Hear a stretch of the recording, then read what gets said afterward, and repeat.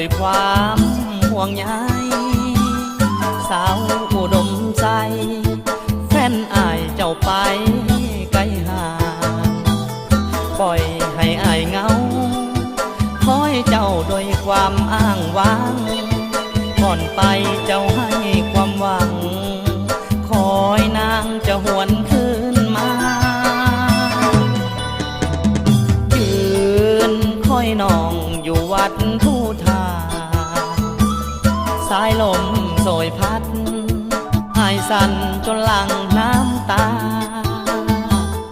เจ้าไปอยู่ใสมือใดจะหวนคืนมา